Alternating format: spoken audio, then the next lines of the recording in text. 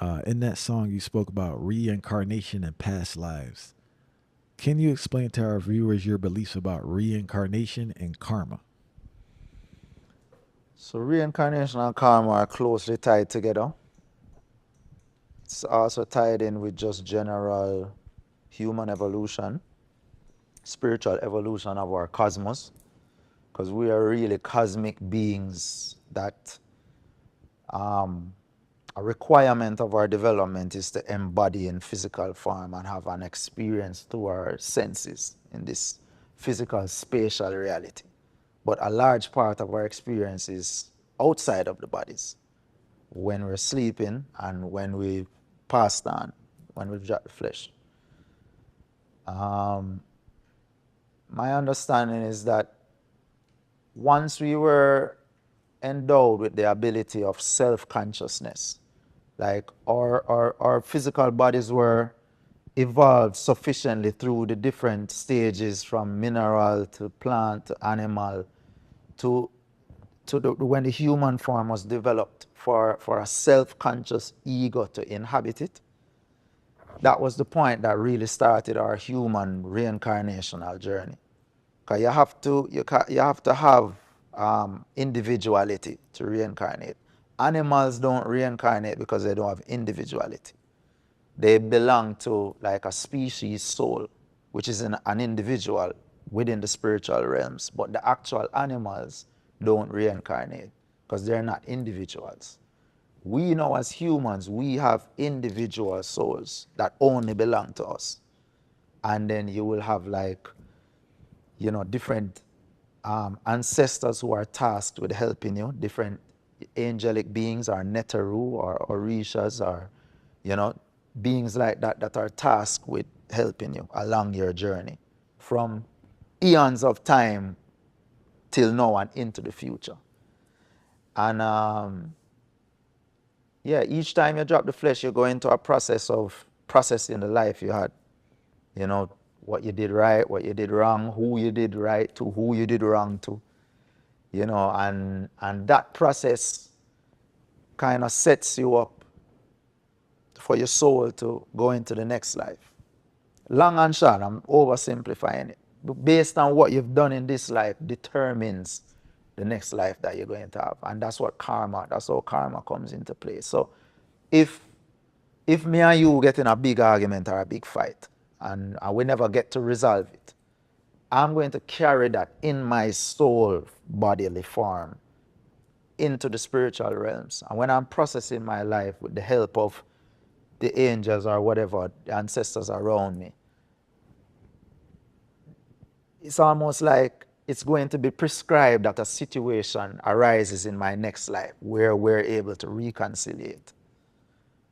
No matter if I forward again as a woman in this next time or you as a man or a woman, somehow our souls are going to interact because you will be going through the same process in a year afterlife. And there are these celestial beings in this hierarchy that is working under the guidance of an even larger being, which is the Christ. And the Christ is at the service of an even larger being, since we think in terms of space and size, which we could call God, and that's kind of the hierarchy. So there are these beings that specifically deal with karma, that all they are concerned with is putting people and different beings in the right situation, making sure situations are happening, and they're dealing with millions of people at the same time. And it's just is an amazing thing. It's kind of overwhelming to think about the whole, like how all of this work. But to me, as I said in the meaning of life, it's like if we all leave all of this up to randomness and no kind of system, to me is unfair, unjust, and it just plain don't make any sense. If the only time I get to experience life is to forward as an unborn child, and that's it, You know, you don't ever get to experience the physical world. You know, or a child were born right after childbirth, or, you know, you're born with some disability. You know, you have to think about, you know, why God chose for this being of this disability. One, it has to do with that soul. It has to do with the parents of that soul, the brothers, the sisters. Everybody who's going to interact with that soul has contributed or is a recipient or a factor in the karma of that soul, or in the karma of the situation then, having some kind of chronic disease or deformity or mental situation, whatever issues we deal with. These are all situations in which we can learn and have experience, because that's ultimately what life is about. Why did you, or how did you get to the point where you wanted to delve into the thing people avoid the most, the conversation about the afterlife, fire? Like, no one wants to Yeah. talk about death. No one wants to talk about after death. I know my Christian brothers and sisters default to what they hear in the Bible, Of but they don't course. even think and talk about that. They just Yeah. let it there. But when did you cross that line to say, I'm really going to think, have the courage to think about what Yeah. happens in the afterlife? Yeah, but you know, even as I say in the third verse, you know, Christ said John the Baptist was Elijah. You know, that's an example of reincarnation. Multiple times in the Bible or in the New Testament, Christ said, ye are gods. You shall do even greater works than me. You know, so there's different things within it where we can still get to the root, or you can say examples of these things manifesting. But I just feel like, especially as Rasta, there is this thing, yo, burn death. We don't deal with death. You know, and that's something I used to say regular.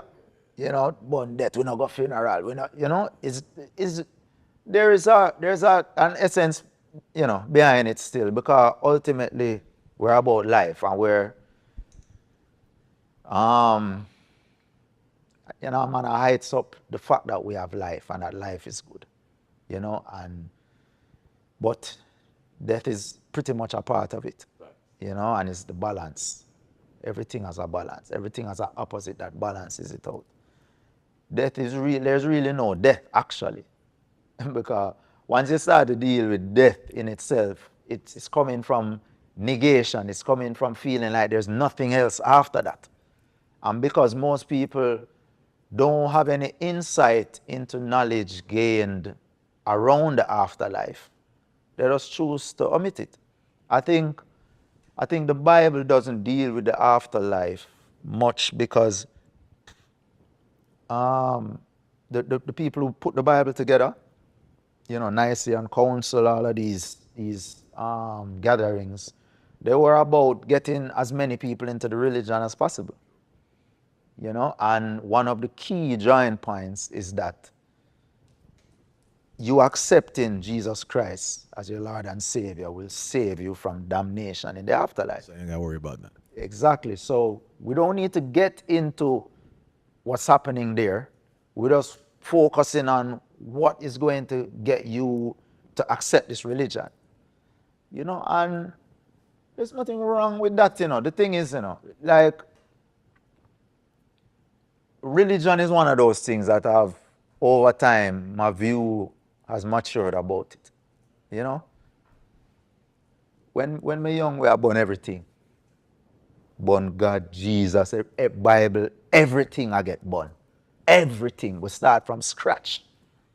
And we build up back from there. So, you understand? But now we realize religion, it have its place within human evolution just because the nature of human beings. You know, and human beings are an evolving species. You know, and religion is a way to identify with a one outside of your family, you know, and outside of your race or your nation. And some might say that's not a good thing. It can be used against you. It can be used to subjugate races and nations. But ultimately, if I can look upon another human being and say, say, we are brother and sister, even though, we're not physically, bloodline related, but we're related through some common idea.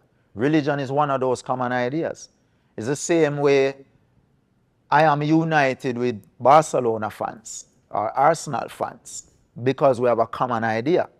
And all of these things, every idea has a place within the spiritual realms. There's different levels to the spiritual dimensions. There's different dimensions. And there's a dimension where ideas live. And the more people that feed into the ideas is the richer that I don't want to say space because it's not a spatial reality. But the richer that idea is and the more that idea feeds into itself is the more people that become a part of it. And it has more of an influence on human beings. So there is the religious idea, there is the Christian idea, there's the Islam idea. And it's trying to feed itself. It's like a spiritual entity trying to feed itself. Whether or not that is good or bad, it's all relative.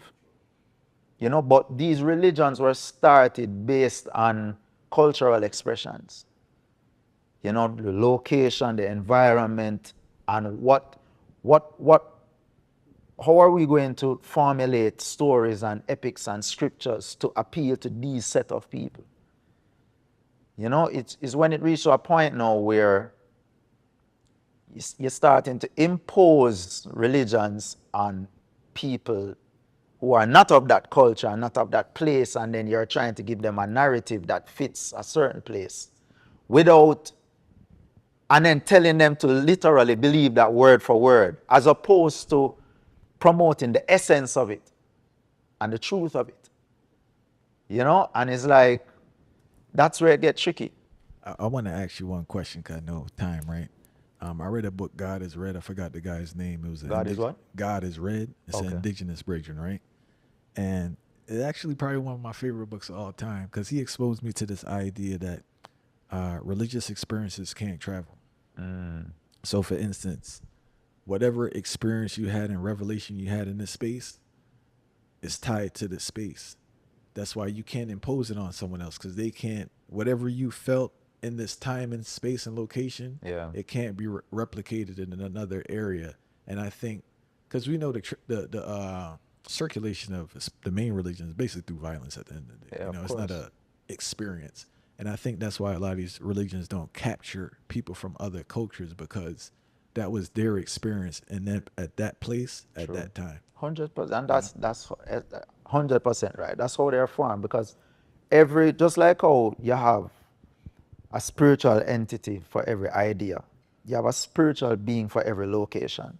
And it's really just an assembly or an amalgamation of all the thoughts and feelings within that place. And that's really what these are. And it takes on a life of its own.